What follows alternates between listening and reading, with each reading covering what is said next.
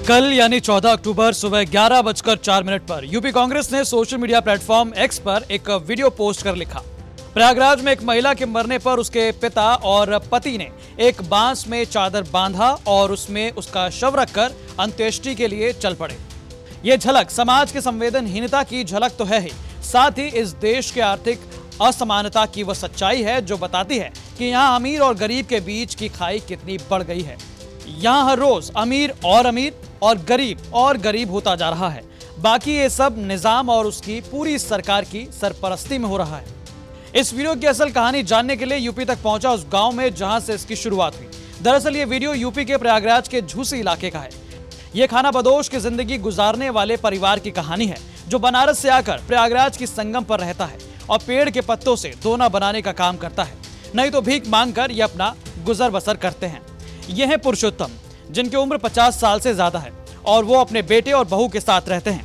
बताया जा रहा है कि अचानक बेटे की पत्नी की तबीयत खराब हुई तो परिवार उसे डॉक्टर के पास ले जाने के बजाय झूसी के मुसहर समाज के रहने वाले अपने रिश्तेदार के घर झाड़ फूंक के लिए लेकर चले आए।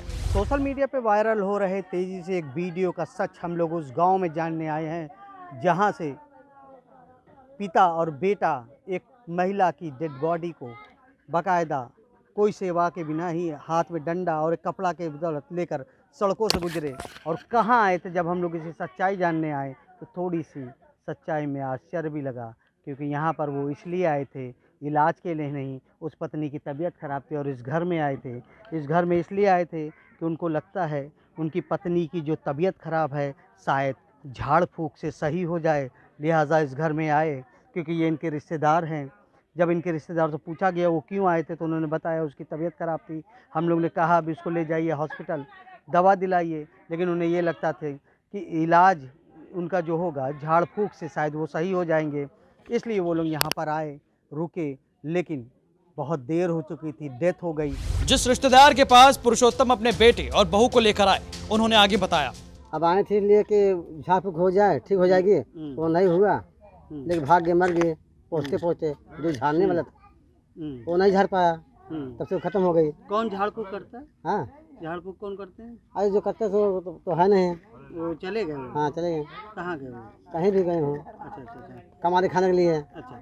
हाँ, गरीब आदमी खाने वाले हैं। जो आए थे वो लोग कौन थे? वो लोग कहाँ से आए थे? वो बनारस से। कौन, क्या हो दिक्कत थी? दिक्कत हुई थी, वो लड़की के जो टट्टी हुई थी और उल्टी हुई थी, वहीं खत्म हो गई। जब आई थी तो जिंदा थी? यहाँ जिंदा थी। इतना ही नहीं, पुरुषोत्तम की बहू की नाजुक हालत को देखकर वहां लोगों ने फौरन उसे अस्पताल भर्ती कराने के लिए बोला।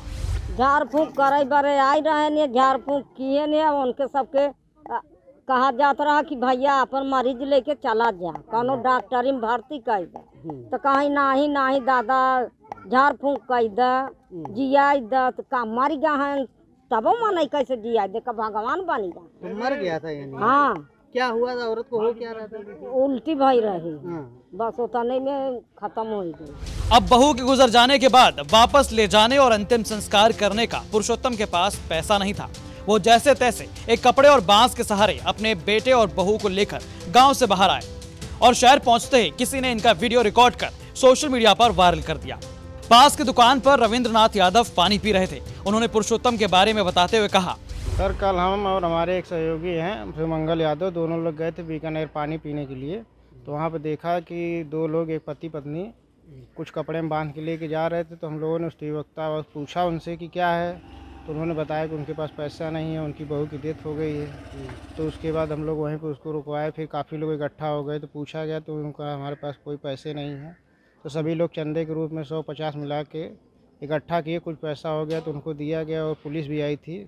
बाद में गाड़ी बुला के उस पर मिट्टी ले आके दारागंज घाट पे ले गए, उसका अंतिम संस्कार वगैरह कराया गया। अच्छा, बहुत चिंता का विषय था इस तरह का मंजर नजर आया, गरीबी बेबसी ये तो बहुत बड़ा मुद्दा ये है। और ये एक समाज के लिए भी धब्बे की बात है कि कोई ऐसे मिट्टी ले जा रहा है, उसको कम से कम पता नहीं कहाँ से आया था। अगर हॉस्पिटल से आ रहा होगा तो उसको एम्बुलेंस या कुछ व्यवस्था की जानी चाहिए थी प्रशासन की तरफ से, लोगों की तरफ से। जो नहीं हुआ ये अच्छी चीज नहीं है। इस पूरे मामले में एक अच्छी बात ये रही कि स्थानीय लोगों की जागरूकता और पुलिस के सहयोग की वजह से पुरुषोत्तम को मृतक महिला का अंतिम संस्कार कराने के लिए कुछ पैसा मिला। हालांकि इस पूरे मामले के बाद परिवार को बहुत ढूंढा गया, लेकिन परिवार फिर प्रयागराज की सड़कों पर कहीं नजर नहीं आया। लेकिन अपने पीछे छोड़ गया कई सवाल, जिसका जवाब न जिला प्रशासन के पास था न किसी आम आदमी के पास, क्योंकि बेबसी और आर्थिक कमजोर का कोई सुनने वाला नहीं था। दूसरी ओर अंधविश्वास, झाड़ फूक का साया, जिसमें फंसकर पुरुषोत्तम ने अपनी बहू को खो दिया। बहरहाल सोशल मीडिया पर यह वीडियो काफी तेजी से वायरल है, जिसकी चर्चा की जा रही है। प्रयागराज से आनंद राज की रिपोर्ट, यूपी तक।